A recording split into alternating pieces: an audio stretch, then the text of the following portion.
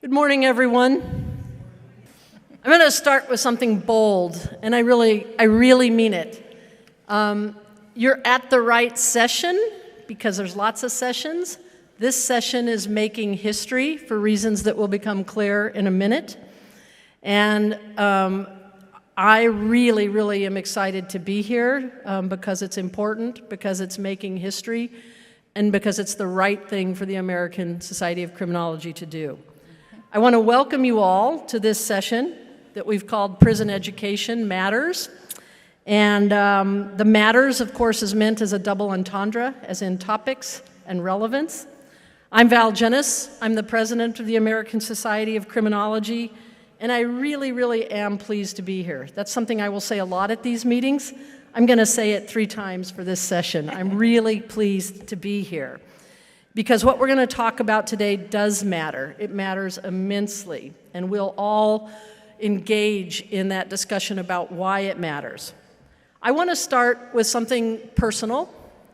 More than 6 years ago, I looked it up, it was February 2nd, 2018 to be exact, I wrote to the Dean of Undergraduate Education at the University of California, Irvine, a university I've spent 27 years trying to do good work at. And this is what I wrote to Michael Dinnan, our long-serving dean. My colleague, Professor Karamet Ryder, and I have been working on a proposal to develop an innovative undergraduate program to enable the University of California, Irvine and the California Department of Corrections and Rehabilitation to collaborate to create and implement a program to grant bachelor's degrees to people who are incarcerated, and of course the academics see attached. That's the big document. Similar efforts have succeeded at private liberal arts colleges as well as the Cal State University system, but for some reason UC is behind the curve on this one. We, Karamet and I and others, now have LIFTED, which stands for Leveraging Inspired Futures Through Educational Degrees, as part of the portfolio of teaching at the University of California, Irvine, and it is the first in-prison BA degree completion program in the entire University of California. LIFTED graduated its first cohort of students in June of this year, and I mention that because it's a real source of pride for my campus. And when I say my campus, I mean the many colleagues, the many supporters, of course our chancellor, our administrators. It took a lot to build this program and to serve people in the state of California, including people who are incarcerated, their families, and their communities. Alas, we were late to a larger trend, and that is not a source of pride.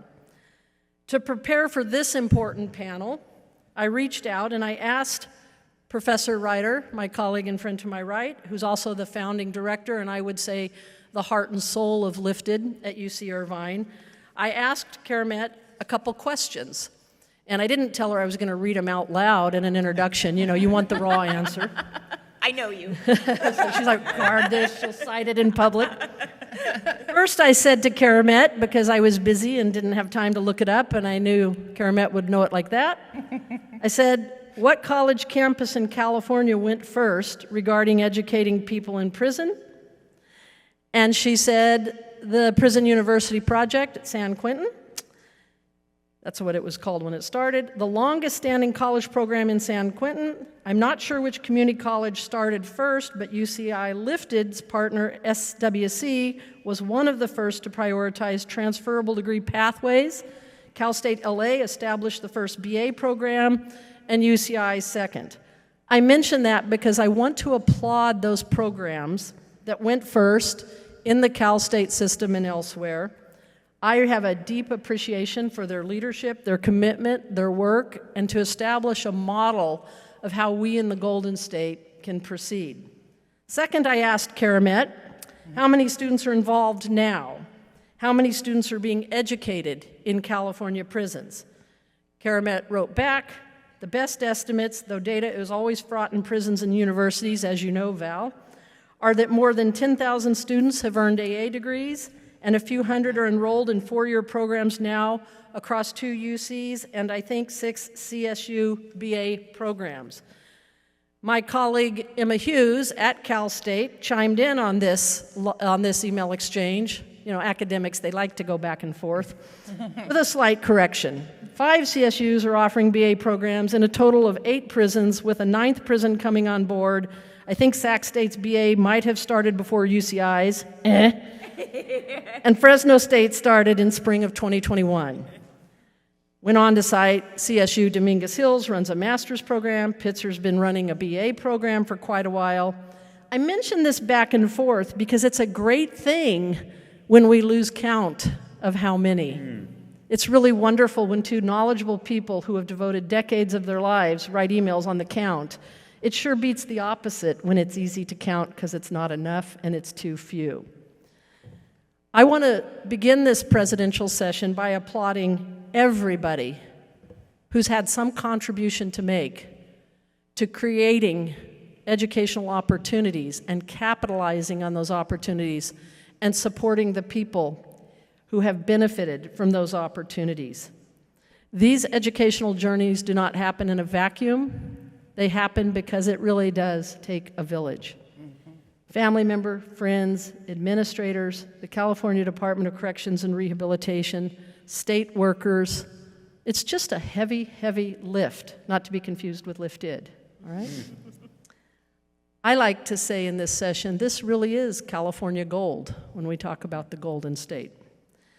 As some of you might know, this Friday, I'm really honored to award the ASC President's Award for Contributions to Justice to Project Rebound. Yeah. Hi, Jason.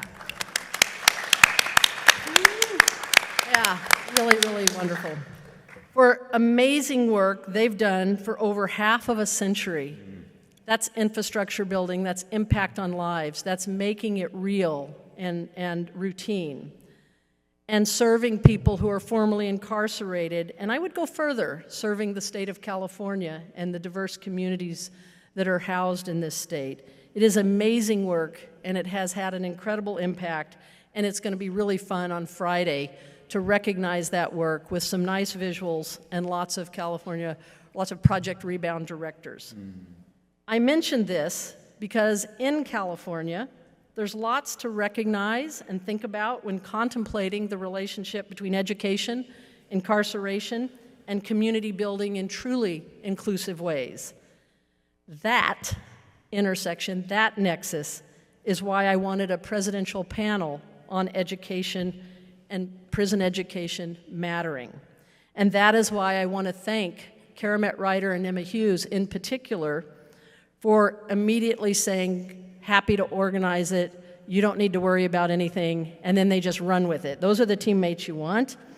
I want to thank them for all the time and energy they've put into imagining this, to organizing it. They were here early first, of course, making sure the technology's working. Most importantly, I want to thank them publicly for being a teacher of mine. I've learned a lot by talking with them, learning from them to understand this space. And I think anybody that knows me knows my teachers are my favorite people. So just a thank you to Emma and Karamet. And a round of applause, I think, for their work.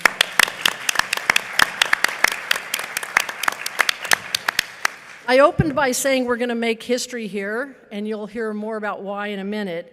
And I'm going to close with this.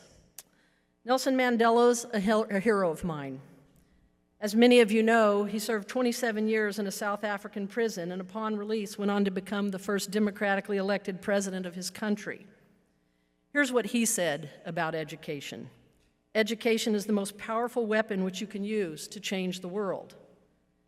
From my point of view, these are telling words from a man convicted of crimes that included sabotage, committed while he spearheaded a struggle against racial segregation in South Africa, a man who won the Nobel Peace Prize in 1993 and then became a symbol of freedom and equality, a man who has been widely praised by former opponents, including the very people that incarcerated him.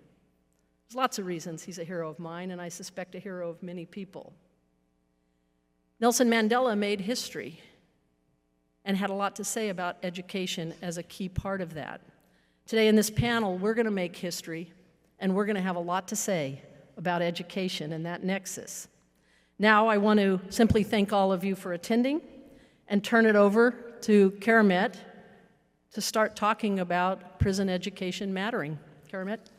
Thank you.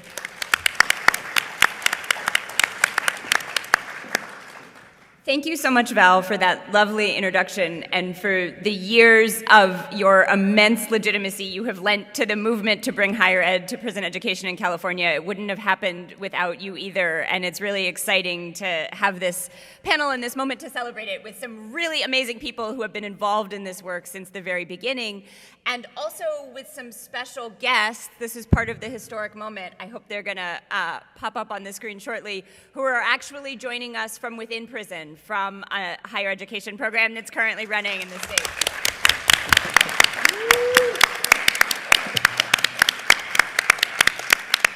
So I have to say, as someone who's been doing this work for a few decades now, I never imagined I'd be in a room at a major national academic convention zooming people in from inside prison who were getting their college degrees. And so this is really an amazing moment to have them be part of the conversation with us, because this is what this work is about, right? Is bringing these folks into the room with us to talk to us and hear their perspectives. So I'm so glad that you are here today, Henry and Martin. But what we're gonna do now is just briefly start by introducing ourselves. And I have amazing things to say about each of these panelists, but I'm going to let them introduce themselves. As Val said, I'm Karamet Ryder. I'm a professor in criminology and law at UC Irvine, and I direct Lifted, the first University of California BA program for incarcerated students. We run at a prison in San Diego called Donovan, and I'm going to turn it over to one of our esteemed guests, Superintendent Shannon Swain, to introduce herself. Hi, I'm Shannon Swain. I'm the superintendent for correctional education for the California Department of Corrections and Rehabilitation. We have academic programs that run the gamut from non-readers all the way to high school diploma GED. We have 20 different career and technical education programs, CTE programs, and of course, our amazing higher education college programs. We have college now in every prison, and 11 prisons now have a bachelor's degree pathway and 1 master's pathway. So the work is the privilege of my lifetime, and I'm very glad to be here. Thank you. Peace, everybody. My name is Gabriel Rosales. I'm a formerly incarcerated arts and corrections provider at Donovan State Prison. I've been there for 6 years teaching, and basically kind of prepared some of the guys inside for the BA program that was going to be starting there, because we started talking about it in 2019. Then COVID hit and everything got pushed back. So I've been involved with Lifted in certain circumstances. A lot of my students actually in my arts and corrections, a lot of it has to do with creative writing. So guys kind of discover that they're, get into literacy, writing themselves, and they discover that they want to take it farther, and they get involved with school from that. Also, I have a lot of students that are currently students at UCI as well as Southwestern Community College. But I always let schoolwork go first before writing songs for the most part. And then I'm also a 5th-year PhD student at UC Irvine myself. So my research has a lot to do with non-designated programming facilities and housing policies in California. And so I also work at Donovan doing, just helping with the initiatives for the incarcerated folks there. If they have ideas, I try to make them come to life. It's a pleasure to be here with everybody. Hi, everyone. I'm Emma Hughes from Fresno State. I'm a professor in the Criminology department.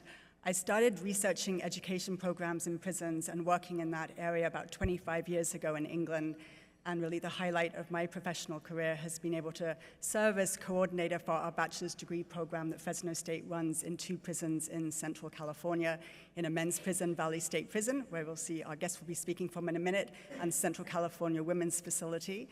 And I also serve as Fresno State's executive director for our Project Rebound program, support program for formerly incarcerated students, as you just heard about. She doesn't sleep. And Henry, if you could introduce yourself, please. Hello, everybody. My name is Henry Inocencio. I'm 45 years old. I've been incarcerated for 22 years. I was a former life without parole inmate, and I just recently got resentenced to life with parole. I'm at Valley State Prison for the PA program that I'm going to graduate December of 2024. That's amazing. Thank you, Henry, and congratulations. And Martin?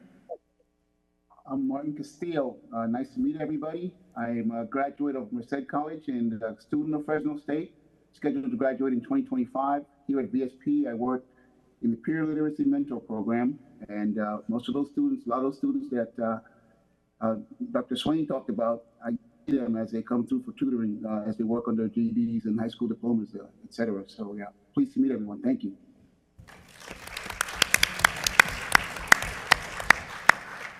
So we together have about 7 or 8 questions that we thought we all pose to the panelists and kind of get a conversation going, but then we hope to save at least 20 minutes at the end for folks to ask us questions. So keep those in mind, and we really look forward to having a conversation here.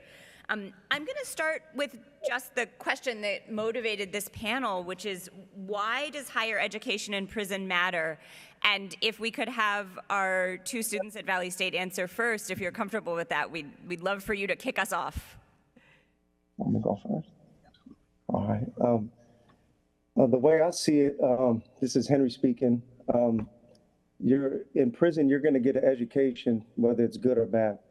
And so a good, healthy, higher education in prison is vital for unlocking human potential.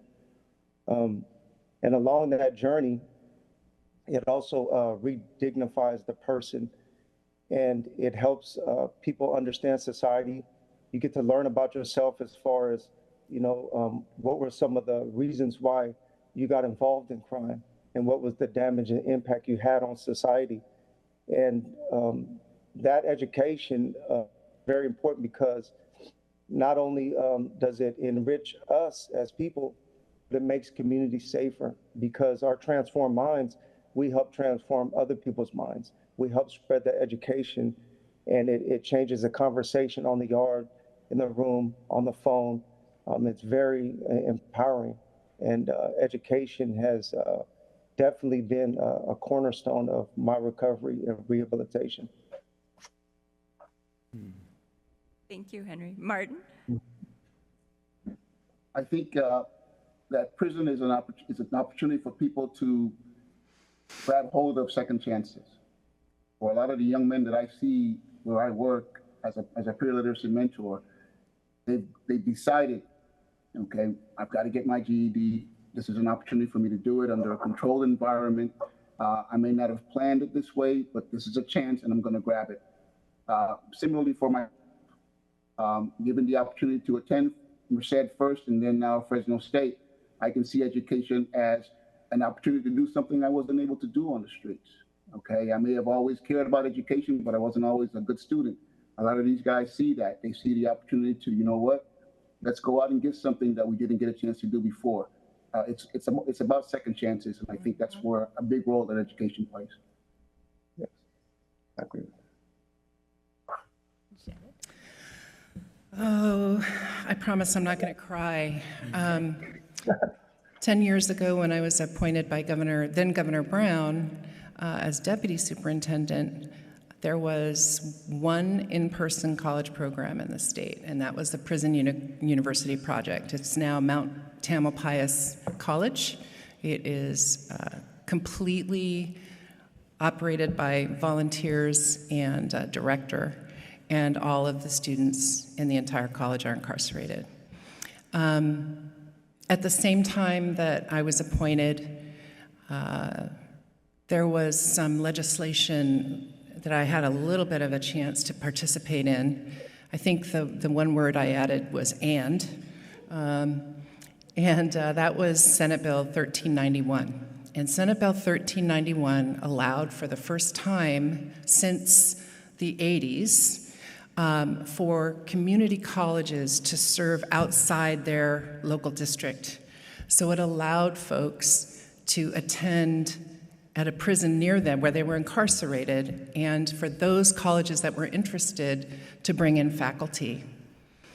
Now, 10 years later, I believe we're experiencing what I call a rehabilitative revolution in California prisons. Unfortunately, it's not advertised very well, but there is some amazing stuff happening behind bars. 2 weeks ago, a group of incarcerated softball players got on a bus and were driven to San Quentin, where they played the incarcerated softball players from San Quentin. 10 years ago, that would never have happened. There is a radically different model called the California model that's being built in California It focuses on 4 pillars, if you will. Normalization, normative experiences for the incarcerated folks, so that they can participate in activities, art, music, bands, which I have the good fortune to be involved with, in education. Peer support, and I heard, did you say, Martin, you're a peer literacy mentor? Yes, I am. Woohoo! Fantastic program that supports those students who have not been able to enroll in school because of the long wait lists, and our peer literacy mentors support those students. Also, becoming a trauma-informed organization. As I'm sure all of you know, trauma is at the heart of many of the experiences that our incarcerated folks and released folks experienced in their lives. And the last one is what we call dynamic security. This may be the most challenging of the pillars because it ushers in an entire new mindset for the correctional officers who, for the last 40 years, have had that law enforcement discipline kind of approach. So dynamic security asks them to rethink the way they interact with the folks that are incarcerated, to do things like play checkers or volleyball or sing in the band. So higher education, to my thinking, is a no-brainer. Every piece of research in the country points to the lowered recidivism rate. It requires legislators and politicians to think long-term beyond their brief time in the legislature. And that's counter to what many of them look for, which are really quick wins. But we know that when you look long-term, the increased public safety, the multi-generational impact on families, the security and safety of everyone inside the prisons is increased dramatically with college education. And the last thing I want to say is that there's been a technology revolution as well. So while we know that the laptops often don't work, and we know that we don't yet have enough wireless connectivity in our institutions, the mere fact that our incarcerated students are able to get on a laptop and submit a paper electronically rather than writing it with a golf pencil is so huge, and it has really helped change the culture to one more accepting of things like participating in a conference from the prison. So I could go on all day. I'll be quiet. I'll give it to my colleague. Right on. I get excited about this stuff. Yeah, no, I feel you. Same here. For me, education, it's a transformative healing process. Higher education has helped me stay sober. That was part of my issues was, being able to occupy my mind with something that was positive. And so aside from just being a shift in your identity, and one of the things that I've noticed most from teaching inside, being involved with higher education, my own educational experience, and also with the guys that I work with generally, is that, and I mean this, is that education is mental freedom. Like, there's so many people I know out here working or walking around the free world that don't have the freedom mentally that the guys that I know inside do. And it's because they've been working on themselves for 20, 30 years, obviously, but at the same time, like, they've reached levels of understanding self-awareness and self-control that I wish many people out here had. And so to me, that's huge, because you can't take education away from you. That means you can't be shackled mentally by anything for the guys inside. And it's also, as we see, especially with our lifted cohorts, it's also an opportunity to come home. You prove yourself in a certain manner, right? You can get your sentence commuted and then go in front of the board, and the only way you're going to pull that off is by having the insight right and being able to understand certain things and the dynamics and and being able to explain, coherently what's going on in your mind, and also look at society at large. Because really, education kind of expands your world, right? So if you're living in this little silo and this is all you know, when you get educated, you have way more opportunities. You see there's other paths, other options to take, and then that opens the whole world up to you. So I can't speak enough about how positive it is and how life-changing it is. And then, we see with our graduates as well that, it trickles out into the community. Like some of our graduates from the Lifted program, they're the first ones to get a bachelor's degree in their entire family line, and that was really upsetting. But at the same time, like it was thought-provoking, and he was setting the precedent from inside prison for the rest of his family. The youth that are coming up beneath him, and so I don't know how else you can affect society other than being able to do that kind of thing. That's huge. Peace. Yeah. Amazing. I'll pass it off. Thank you. Well, it's just so interesting to hear my fellow panelists' contributions. And just to add to that, I would say I really think the education programs can make a difference in changing the culture within the prisons as well. Individuals' lives are changing, and through that, they're changing the culture of the prison, and it's also creating an environment which is more conducive to positive and constructive endeavor. And the students serve as role models to others. And as you've heard, Martin is a peer mentor. Henry also serves as a mentor to youth at Valley State Prison. So they're making a huge difference within that facility. As Gabe just mentioned, the impact on families. We've heard so many of our students say that others in their families are now going to pursue college because of their experience. And it's also impacting the college campuses as well in really positive ways. As faculty, we learn so much from our students. We learn so much from being involved in this program. And it also allows colleges, universities to be more engaged in outreach with the community, particularly with groups that are underrepresented in higher education. And so the learning really goes both ways. And I could go on forever about the benefits of education in prisons, but I will leave that for now. No, that's wonderful, and it's wonderful to hear from so many people who've been working so hard in this space for so long. And I think I would add that to highlight the institutional effects, I think, and I'm sure you've seen this too, Emma, all of our faculty who've taught in Lifted have asked to come back. We just interviewed most of them this summer, and every single one, and it's been more than 20 now, said it was the best teaching experience they'd ever had. So I think it's important to think about all of the collateral consequences, right, of this work, that it is about impacting individual lives, and it's also about the institutional shifts that happen when we have dozens of faculty across our public university campuses who are thinking about educating a whole different group of students and having better educational experiences themselves and bringing them back into their classrooms on campus. And same with the family effects that everyone highlighted, right? That was one of the things that surprised me the most about our first cohort of students, were the number of them who told me they had immediate family members who went back to college because they were so inspired by this incarcerated family member at a Cal State or at the University of California. So those are, a lot of good work happening. And Shannon, per usual, was one step ahead of us and answered our question about the California model, which I think is really important. And I want to pick up on that with all of us and ask a question, since so many folks here have been involved in this space over the last 5-10 years, especially in California, and ask, how do you think things have changed over time, particularly in the last decade, in relation to prison education? And does it feel like there's a mood for change? And particularly now, I mean, this question has maybe changed in the last few days. Like, do we feel like we can keep the momentum going? And I open it up to whoever feels most excited to jump on that one.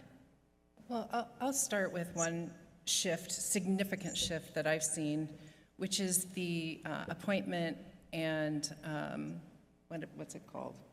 When they go before the Senate committee, the wardens. There is a new generation of wardens. And as we have progressed and done more and more with education inside, with programs inside, dog programs, art programs, you name it, more and more, the folks that are coming up into leadership roles embrace the fact that all these different programs increase security of staff and residents inside the institutions. And so that kind of hook 'em and book 'em culture that's associated often with law enforcement seems to be changing, slowly but surely. I could throw something in. So legislation in California has been huge in kind of spurring some of these things as well, right? Like the hunger strikes.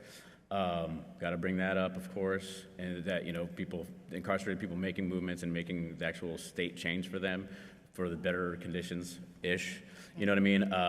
And being able to create these communication pathways, really, to start changing things. Prop 47, Prop 57, specifically 57, obviously, with the milestone credits, but I feel like in the past, at least since I started in like 2017, 2018, teaching in prison and working, is that we're starting to kind of see the fruits of like Prop 57. Obviously, it's legislation doesn't change everything overnight, so things are slow to change. And it's like moving a huge semi or a ocean liner and try to change direction immediately, and it takes a little bit of time.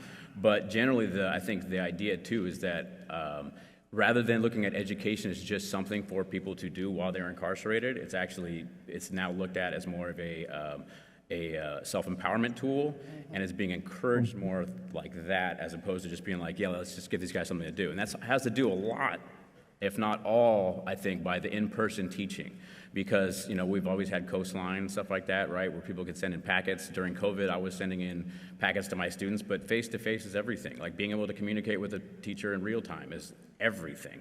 And so that was really important. I think that, and like as Kermit was mentioning, changing the culture of teaching, because part of, I talk to a lot of different, groups when I'm on different yards at Donovan specifically, and one of the biggest things that, takeaways and important things that they get out of it from the education is having a professor, somebody that never maybe would have thought of coming in and humanizing everybody inside, and then going out hopefully and telling everybody else, hey, my class is amazing, these guys are great. And then they start advocating for them, right? And then we start advocating, and that's how, things change and hopefully can be undone.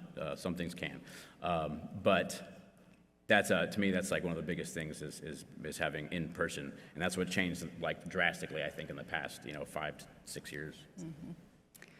I'd like to see if Henry or Martin want to say anything next. Yes, on last decade, this is Henry speaking. I was in Kern Valley State Prison, and like the feel on the yard was, one of hopelessness, and a lot of people they turn to gangs or drugs, some way to escape that feeling. And I remember when Bakersfield Community College first came, I think it was around 2015. It's our first. It was like a doorway opened, and it represented hope. It was like I told Emma that it's like education carved a keyhole into the carceral complex and radiated hope onto the yard. And that hope represented another pathway, something different than what people have been doing, whether it was violence, drugs, gangs, or anything else. Especially, I was on a level 4 180 yard. And what that hope does is it not only self-empowerment, but it makes you feel more confident about your ability, self-efficacy, and then now you have multiple pathways to get to goals. You have an opportunity to redefine yourself, to become someone other than what you thought you were, and to reconnect to maybe who you're always supposed to be.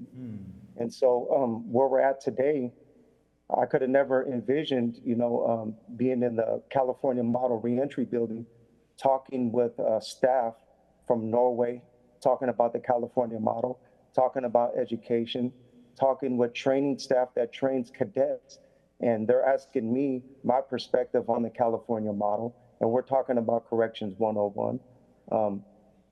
Sitting in class on Zoom with a Supreme Court justice from Argentina, having a conversation about rehabilitation.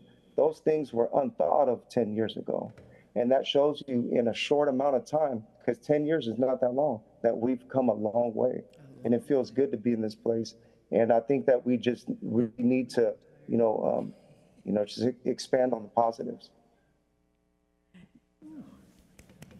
So powerful.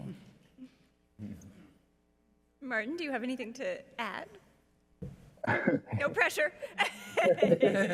Well, as Dr. Hughes pointed out, she talked about a culture change, the possibility that education has for that. And as Mr. Robles has mentioned as well, every time you look at a student in education, you're looking at one person that is part of an entire movement, if you will, towards change. I'm going to use this as an example. 10 years ago, it would have been difficult for us to even maybe get to some of these programs for education, okay? We didn't have to buy in from the people in green, if you will, to get us out of our pods or through these doors through the pod door, through the front door, through the work change, back in through education. That was an issue, okay? We don't see that. The program has grown so much that at any day you could see almost 300 guys in education, all programming, all pursuing some sort of educational goal. The CEOs have bought into that, and they should be commended because they are demonstrating that California model that we discussed. They're demonstrating buy-in into the programs that you guys have put to the ground. So I think they play a big role, and staff and themselves should be commended for that. I do think that is sustainable because they see programmers coming through their work change. They see programmers going to school in the afternoon, and apparently they're saying, hey, this is what we wanted to see. Excellent. Well, I'll just add that when I came back to California from England in 2007, I could never have imagined being in the situation that we're in now. And it was in 2019 when I received a phone call from Dr. Brandt Schout, who at that point was the director of rehabilitative programming, saying, would Fresno State like to offer a bachelor's degree program in VSP in Central California Women's Facility. And when I tell the story, I always say I almost fell off my chair. I couldn't believe that this phone call was happening. And it really just speaks to how much had changed since Brown v. Platter in 2011, helping to reduce the overcrowding in the prisons. Before that, there was no room for these programs to be taking place. And just to see how much has changed in that time. And something that Shannon said reminded me of the fact that, at times we'll complain, oh, the storage on the laptops is not big enough, or the Wi-Fi's gone down. And then I just have to stop and remind myself and say, we're talking about laptops in prisons and Wi-Fi that before was unimaginable, and we need to keep moving forwards, and we need to make the systems better, but also taking a moment to recognize how far we have come and what it has made possible. Amazing. That's amazing. So I think one of the really exciting things that has happened in California is that we have the entire public university system involved in higher education and prisons in the state. And I think you're getting a sense of that from the things people are saying on this panel, as opposed to what we have in a lot of other states are wonderful programs, but often really small liberal arts programs that are educating a few dozen people a year at best. And what California has, we told you, we have more than 10,000 people in college programs. Almost 15. Yes, almost 15. 15,000. It's growing, and hundreds in four-year degree programs. And so I think one of the really interesting things we on this panel are in a particularly good position to talk about is that relationship between a public university system and a state prison system and the way that's evolved. And I think it's evolved differently for all of the stakeholders in this space. And so I'd like to toss it out there, perhaps with Emma starting, but I'm also really curious what our students think about that and Shannon's perspective. So, yeah. Well, I'll start by saying one of the things that's really important to our program, and I know all the other programs in California, is building a strong connection between the campus, the prison campus, and the university campus. So it doesn't feel like there's othering, it doesn't feel like it's us versus them. Everyone is, in our case, a Fresno State student. And we have students from the university campus that go to the prison campus and take part in debate programs and things like that. It's part of normalizing, which, as Shannon mentioned, is part of the new California model. Also, it's really important to us to build strong connections between our Project Rebound programs. Project Rebound is in the CSU system, Underground Scholars is in the UC system, and the community colleges have Rising Scholars. So we have this strong network of communities supporting formerly incarcerated students. So when we have students who parole before they earn their degree, we work to connect them to the Project Rebound program or Underground Scholars program at the campus that's near where they're paroling to. And so, for instance, in the front row today, we have two students who started in our program at Fresno State at VSP and CCWF. One, Kevin, they said I can introduce them. Kevin McHenry is now earning his bachelor's degree through San Francisco State and is sitting next to...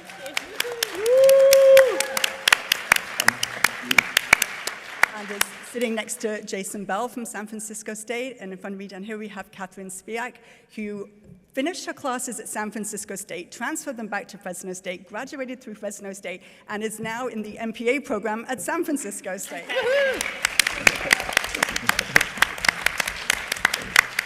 And we have students at Cal State LA, we have students, one just graduated from UCLA, we have others at Sacramento State. So it's really building these connections. One of our students, he paroled, the next day he arrives in Fresno, the first thing he does is go to the Project Rebound office on campus, gets some snacks, gets a tour of the campus, and then someone takes him to his classroom for the first day of the semester.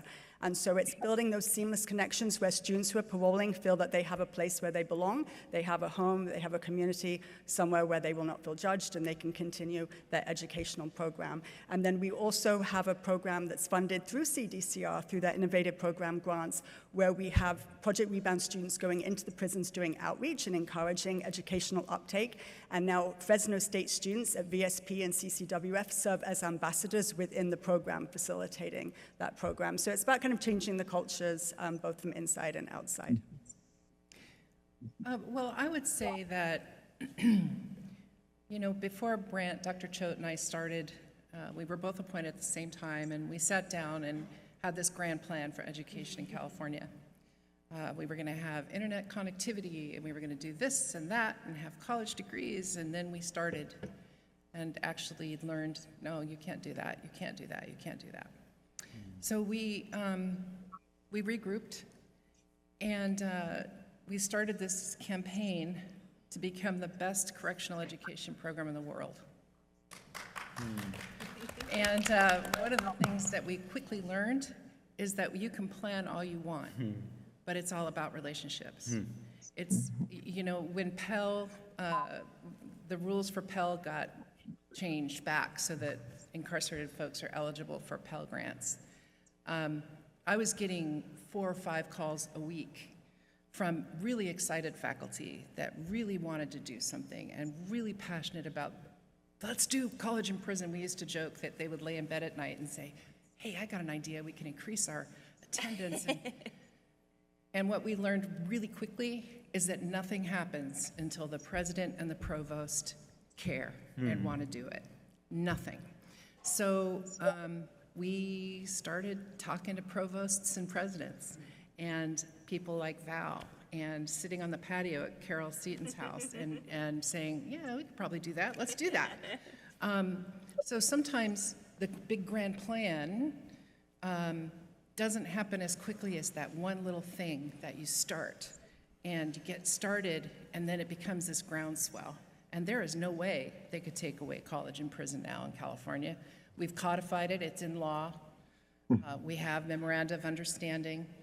We have all of these programs, and they have been so successful that in changing the culture of the prisons, reducing violence on the yard, increasing, again, that multi-generational impact, that we're not going anywhere. They're not going anywhere.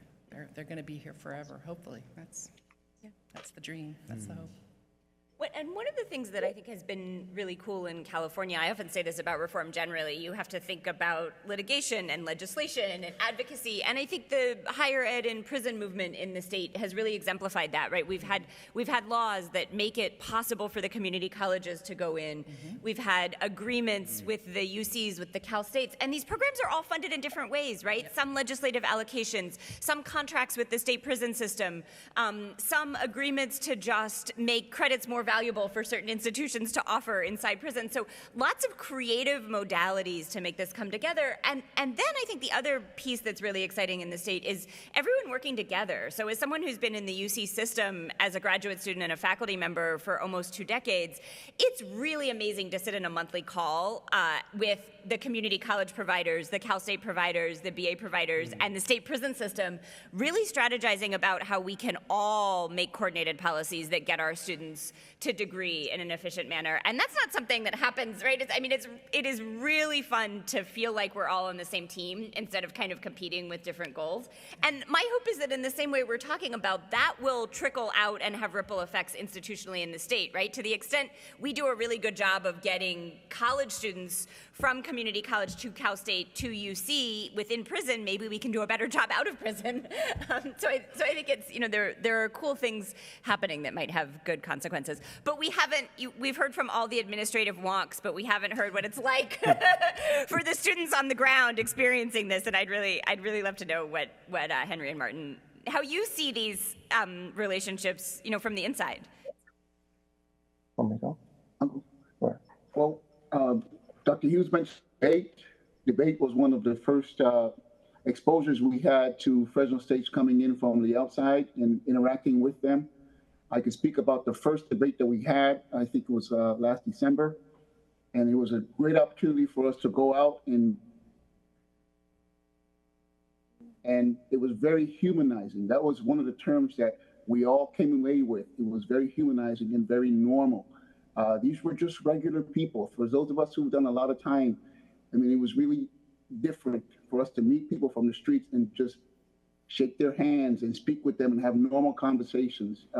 It was, first of all, a great thing. We appreciated that. But it also gave us a sense of, gosh, we might actually be for us. It's really giving us a renewed sense of belonging, and that's amazing. It gives us something to aspire to, gives us something to be grateful for, and just on debate alone, it's something that we're all going to remember for a good long time.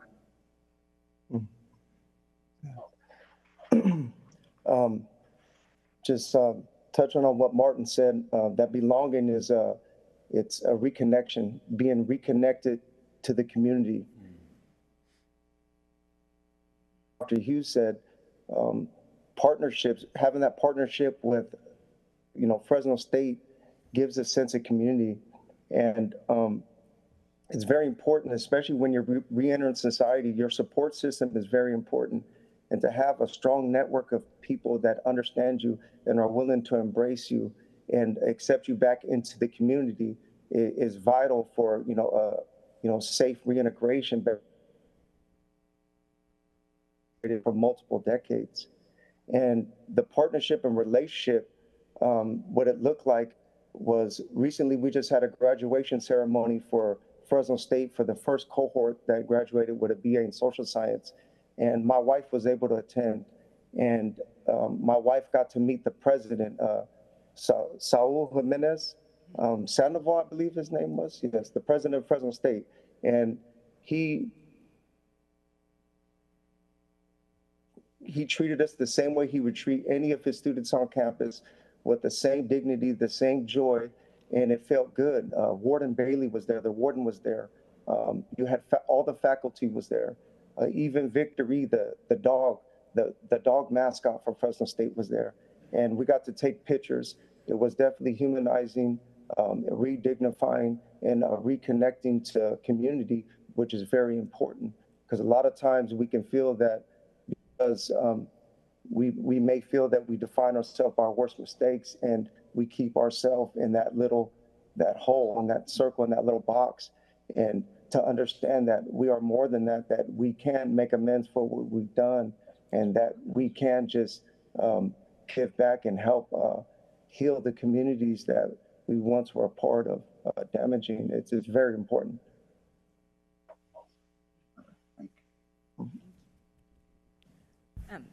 Before I move, Gabe, do you have anything you're, I don't want to, so we've said a lot of really wonderful things about how amazing all of this is, but I also think it's important to talk more about the challenges, and so I want to yeah, so many, and I want to give everybody an opportunity, and actually, I'd love to hear from Henry and Martin to kind of kick us off about, from your side, what are some of the challenges you've experienced in starting college from within prison? Oh my gosh.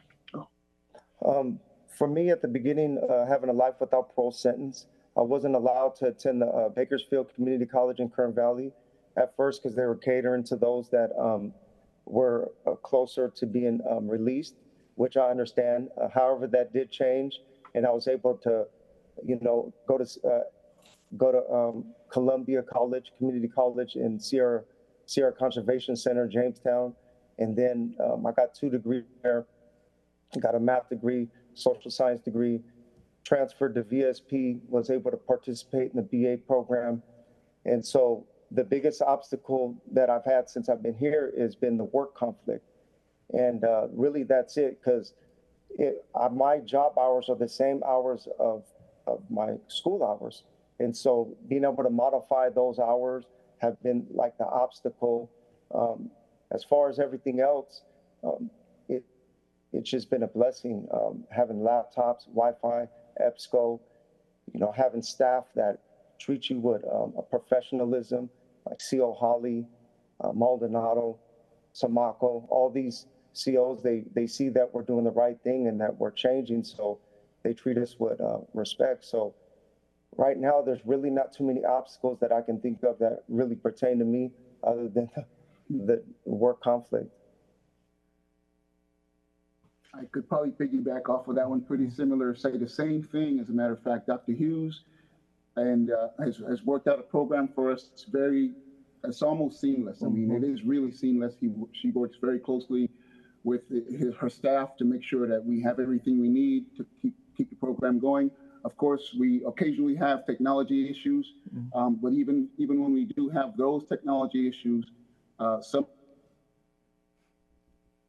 of the professors to give us a little more time to get those in, acknowledging where we are and what's going on with that. But as far as challenges, no, it's way different than it was 10 years ago. It's as if this is something that's got buy-in from so many levels before us that they make our job just getting there easy. So that's really a comment that I really feel I need to make right now. I see you literally biting your tongue. Well, it was all a challenge. It's all a challenge. And I think it comes down to grit. I think that we've worked at a variety of levels, right? Changing the rules so that I can hire educational leaders who are instructional leaders from the outside as administrators. Before, there was a real culture in prison of hiring from within, which works sometimes, don't get me wrong. But there was a real dearth of knowledge about technology in the classroom, what technology can do, how to use it, how to integrate it into your lessons, et cetera. Believe it or not, one of the biggest challenges that we currently face is space. Many of the prisons, especially our older prisons, Folsom, San Quentin, California, technical facility, training facility, California training facility, CMC, California Men's Colony, they were not built to program. They were built to warehouse individuals in cages, frankly. And so, right now we got lucky. We have a $365 million building, an education building going up at San Quentin. Very excited about that. All the rooms will have technology completely integrated into their design. So sharing space, making sure that folks can access, we had to change the law in order to make sure that people could go to school half-time and work half-time. That was like pulling teeth. So it's a lot of people working together, communicating a lot, and then keeping your eye on that goal of having a normal experience for our incarcerated students. I want them to feel like scholars, and they are. I'd have to say, in terms of hurdles and things and problems, issues that I've seen. So after COVID, there was a big exodus of COs. A lot of the old guard left, which was helpful in a lot of ways, because like with the new hires, they're being, trained in the California model and stuff like that. But, it still is a prison, and every person has their political leanings. And so you have also still demographics of correctional officers that they're resentful. They're like, why are these people getting a free education? And they're this scarcity mindset. I'm like, why aren't we all getting a free education? Why don't you look at it like that instead? You know what I mean? Instead of picking on these guys. It's crazy. And so that's been one thing I've seen. And really, they're the custodians, right? They're the people that have the keys literally to the doors.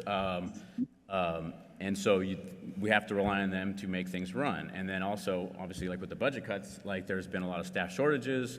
It hasn't really affected education as much, as far as I know. Like they've still been able to run classes and stuff, but it is still a hindrance because if something happens on another yard, then all the security staff needs to go to that yard and everything's shut down on the other yard. So then it's just this kind of wavering programming, and then people get behind in school. It's just it's one of those things, and that's one of those things you can't control everything, and it's tough to do that. So I understand like the the hurdles and the issues that come with that, but it's just a culture thing, but one of the things I would say about the culture shift with the correctional officers, it was really crazy to see it within I noticed it in a couple months even, where. Because there was a point right after COVID, right, 2021, I saw one of my students, little anecdote, that was on a previous yard. He was an older gentleman, and he made it to this other yard that was a lower security level, and I was happy to see him. I gave him a big hug because I was happy he was still alive, right? And then actually not a CO, but a counselor came up to me, and she's like, that was totally inappropriate. You're not allowed to, touch this person like that. I'm like, I'm sorry. I'm just excited that he's still alive. And I was trying to not be very bitter about it, but I was pretty angry because she pulled me out of the class that I was teaching as well.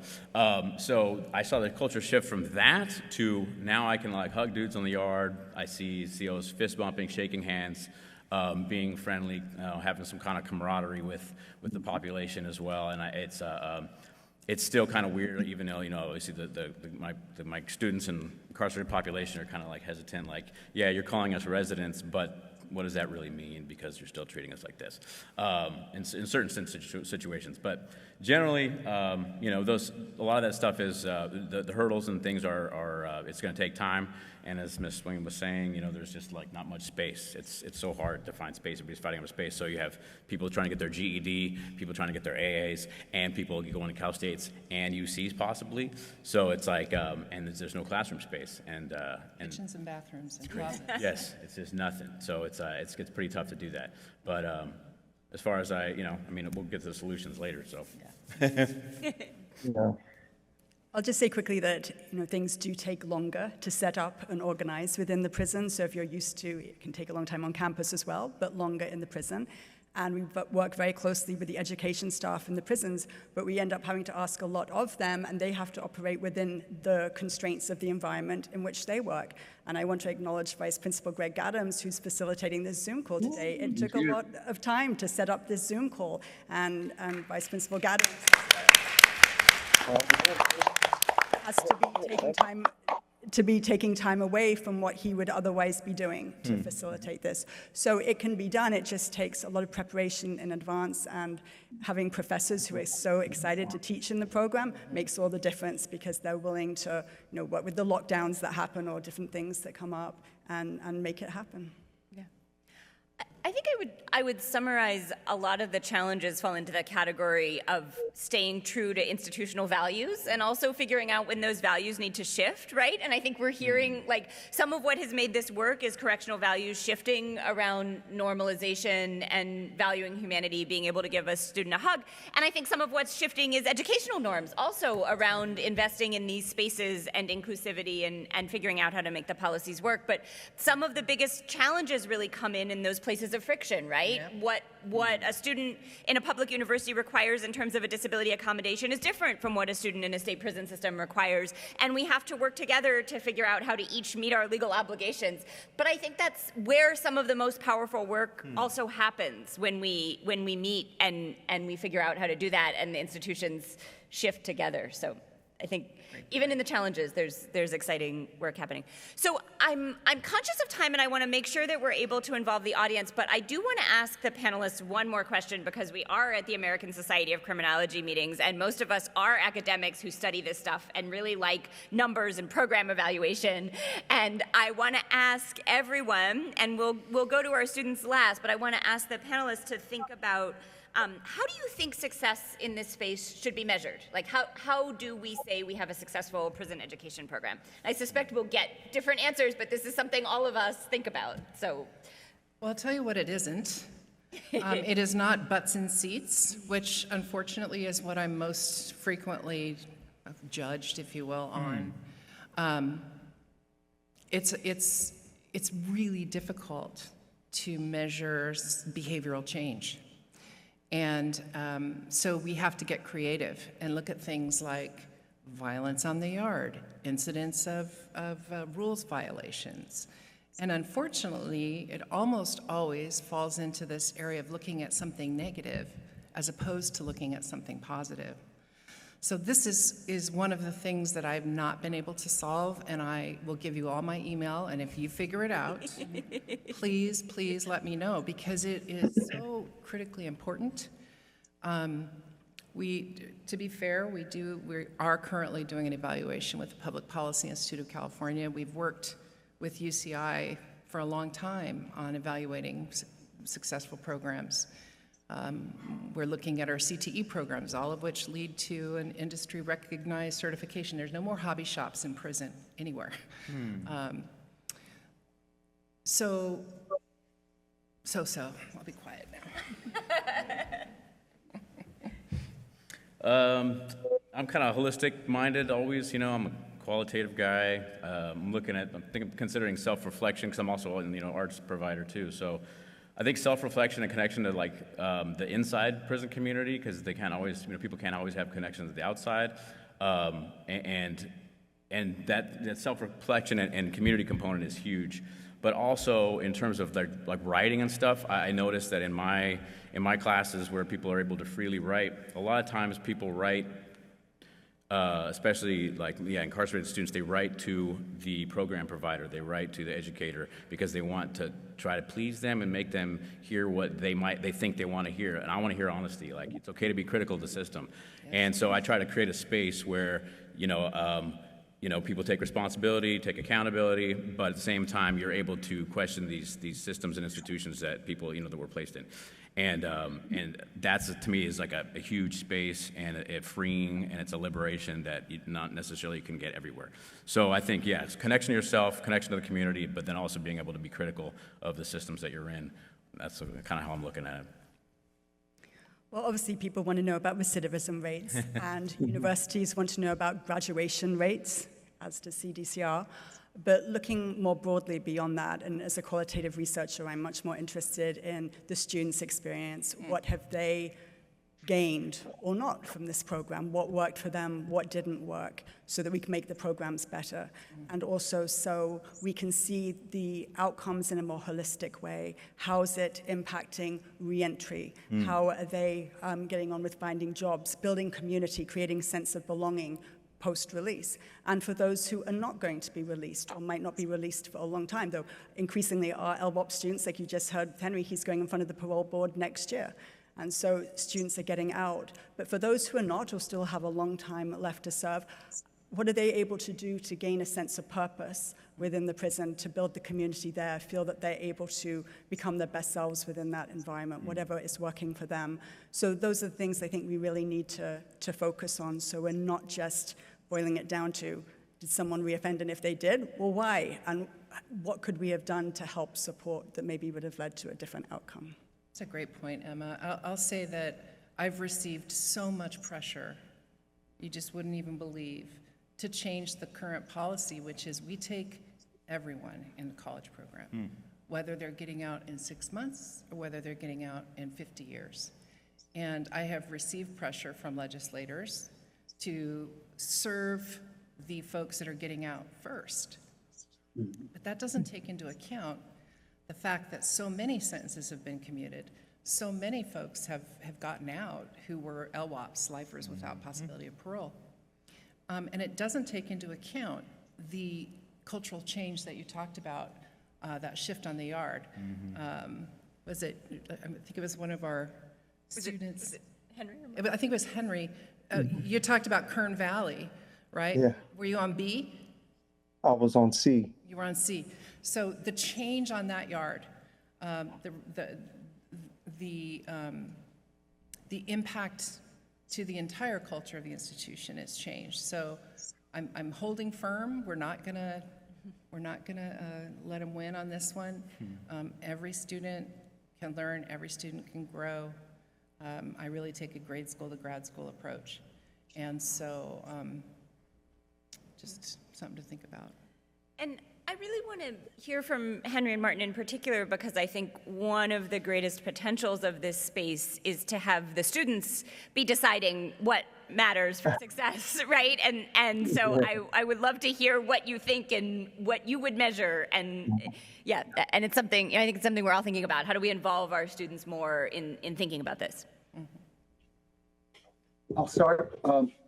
if you speak about Fresno State, then of course you're going to look at the recent graduation as a clear indicator of success. But I've got an anecdote from this past Friday. I was in a meeting inside my workspace with Dr. Hughes and Vice President Adams. We were there and we were talking about this upcoming meeting. And seated at my desk, who was there for his weekly meeting with me, is basically his tutoring session, was a student. I'll mention his name, Freeman, because I'm sure he won't mind. He had been in the program, Peer Literacy Mentor Program, since we came out of COVID in 2021. Okay, and he started without any section of his GED. So under our program, he got all 4 of his sections passed. And on this past Friday, he is in there currently working as an undergrad student with Merced. Mm-hmm. So to me, that is what success looks like. Taking a guy who came in with no part of the GED and getting him on that journey. And there he was, sitting right there as I was standing there talking to Dr. Hughes and Mr. Adams. He was there to work on college. So that's success to me, measuring the guys who get on that journey along that continuum and get to the end at some point. That's my idea of what success is in education. Just like Martin here, I can speak on numerous successes. For me, being able to redefine who I am, enriching my character, essentially become a resource of education. And I had the opportunity to work with the youth diversion program at this program and at Jamestown. So what I was able to do is, from what I learned in college, I was able to synthesize all the information I learned from sociology, criminology, public speaking, and counseling courses, and I created a training manual and trained other mentors. So I used the education that I learned, and I was able to immediately, infuse that learning, integrate it into what we were doing.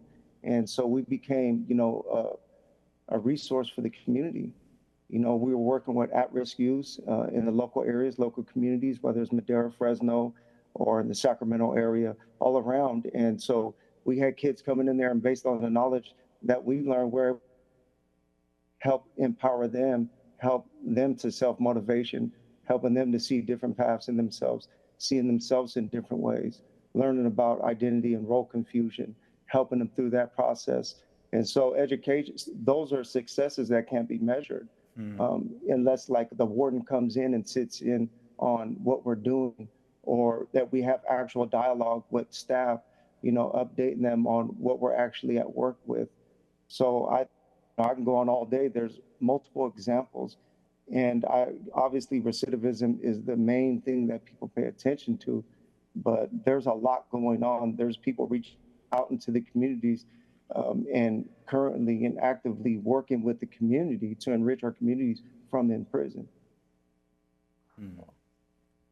So you've been a wonderful audience. We have many members of the audience who have been deeply involved in this work, as deeply as any of us up here. So I'd like to make sure we have a chance for at least a few questions. And there's a microphone set up in the middle there, which if you come up to that, that will allow our students on Zoom to hear your question also. I can repeat it too, but I'm guessing I'm hoping there's a few burning questions in the audience for any of us. Yeah, please, come on up. Calvin, what up, bro? Hi, everybody. My name's Calvin Smiley. I just have a question. It's a question. It's more like just looking for the gentlemen, especially who are on Zoom. Appreciate your time. We started a in-college program for youth in New York City, where I'm at, right, where we're offering college courses to the young guys. It's a little bit different, right, because they're mostly pretrial detention. They are youth. So I was just wondering if the men on the Zoom just have any words of advice, encouragement that I could maybe hopefully film and bring it back to them, because I am allowed to bring a USB into the facility, and I'm able to work with them with technology. So awesome. If you don't want to do it, you don't have to, but it's just a question. Maybe if you, I'll stop. Love it. Thank you, Calvin. Henry and Martin, could you hear? Yes. Great. And for the young men in New York, just understand this, that it's never too late to do the right thing, right? You are 10 times greater than you ever thought you were, and you have everything it's to capture the dreams you create. Go ahead, Mom. Let me just say what Henry said twice. So I'll go and repeat that, okay? And secondly, fellas, before you go off to prison or wherever you're going to go, your pretrial or whatever's going on, whatever you're doing in there matters for when you land wherever you're going to land. So do the very best you can, especially on the educational front, so that when you land wherever you land, you've already got your foot running, okay? It's going to help you out. Don't blow it off while you're there. Do the best you can. Thank you. You're here. Thank you so much. Thank you. Wonderful question. Thank you. I'm Steve. I'm from a state that has had correctional education programs for several decades at lower and higher levels. And let me give you, while I support the programs and have done research to help support it, let me ask the question that has always been the biggest fly in the ointment. How do you justify spending money on inmate education when you don't spend that same amount of money on staff education? So I think that's a great question, and it completely ties in with the numerous times I've had correctional officers ask me that exact same thing. And I would say, again, that we're playing the long game. The reduction in cost, it costs $128,000 to keep somebody incarcerated in California prison for a year. And it costs, depending on UC or California State University, roughly $10,000 a year, a little more, probably a little more. And if you look long term, the recidivism reduction, the increased employment and paying of taxes, there's no question. And so it's about looking to the future, looking at what's been researched, looking at RAND study, looking at the meta-evaluations that have been done on correctional education. It's been interesting in my career. This is my 40th year doing this kind of work. And the Correctional Education Association, it's a international organization. It really, until about 3 years ago, didn't even consider higher education. It was CTE and ABE, adult basic education, GED kind of stuff. And the shift to seeing the benefit, the long-term financial benefit to any governmental agency and society, that's where you have to focus. You have to focus on that long-term gain rather than that short-term. I would add, in California, we're leveraging state and federal tuition credit to ensure that in a state that has banned the box, so we do not ask anyone applying to public universities about their criminal conviction, we are just leveraging existing aid policies that anyone should have access to. And I didn't know about how robust those policies were in this state until I started doing this work. And so I often have this conversation with correctional officers and say, you or your kids might be eligible for this. I would add also, in a dream world, we do have more programs for correctional officers who are interested. In college. And I think, as Gabe said so beautifully before, the question isn't why do these people have this, it's why do you not have this, and how can we make sure that everyone who wants to access a college education can? Yeah, we've really been collaborating with the Community College Chancellor's Office to make correctional officers able to take classes. Yeah. So, a lot of avenues. Thank you. Just to add to that too, just because I work with a lot of guys doing programs and trying to make stuff happen, one of the things I want to make happen is actually have the incarcerated folks be able to teach the correctional staff certain things that they know a lot about, which I think could bridge a lot of gaps in general. That's down the road though. Yeah. That would be awesome. My name's Rachel. I'm with the School Justice Project in DC. We work with emerging adults to access special education, primarily in pretrial, but also once they go to the BOP, because DC folks, we don't have a prison, so we contract with the Bureau of Prisons. So my question is about if you all or anyone in the room knows about any federal BOP facilities that offer college programs.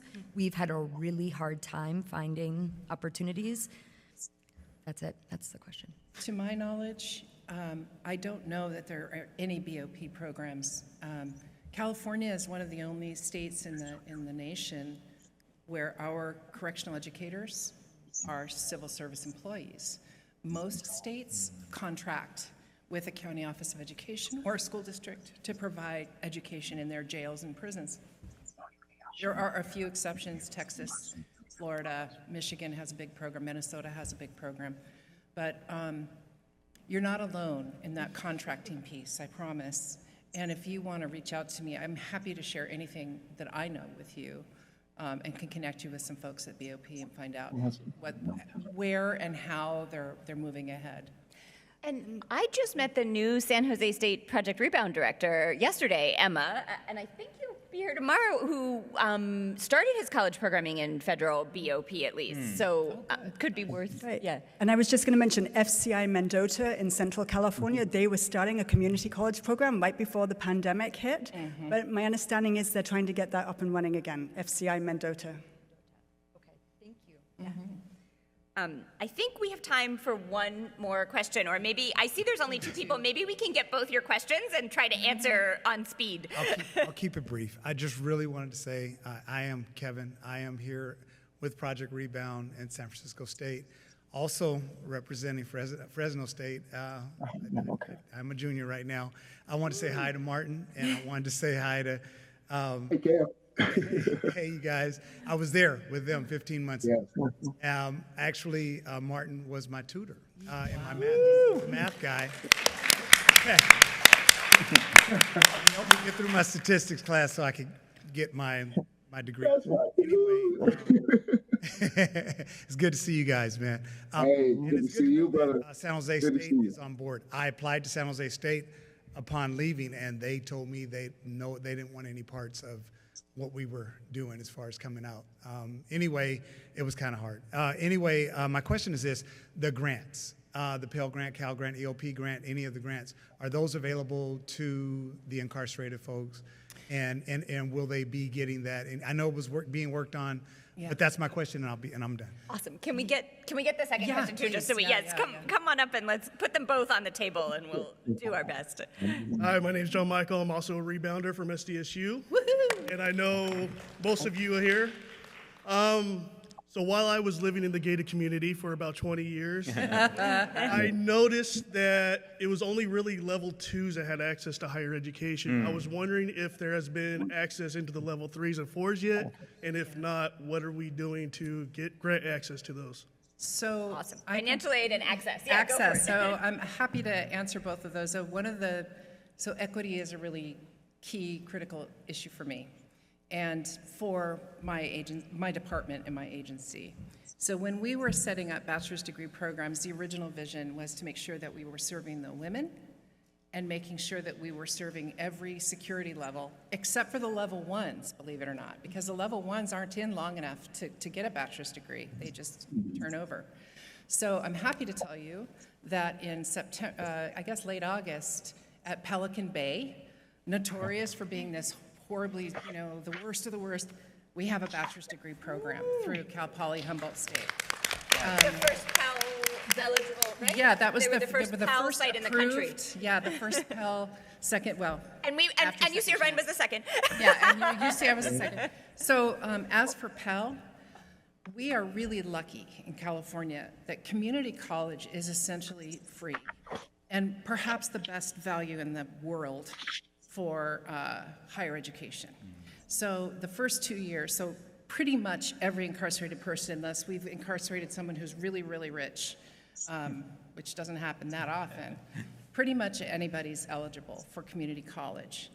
And if the college or university that's providing that bachelor's degree goes through the application process and gets all those approvals, which is a total pain in the behind, but they do it. And Pell funding is available to every incarcerated individual. The money doesn't go to the student, though, and that's important to share with people that you're serving. The money goes to the university to serve the student. And so, yes, Pell is available in California. Fresno's in process, right? All of our bachelor's degree programs, save one, which is a really tiny private college that we kind of grandfathered in. All of them are using at least some Pell funding. And I got a measly $5 million from the state budget about 5 years ago. And we cheated a little, and we were supposed to serve 7 institutions, and we're serving 11.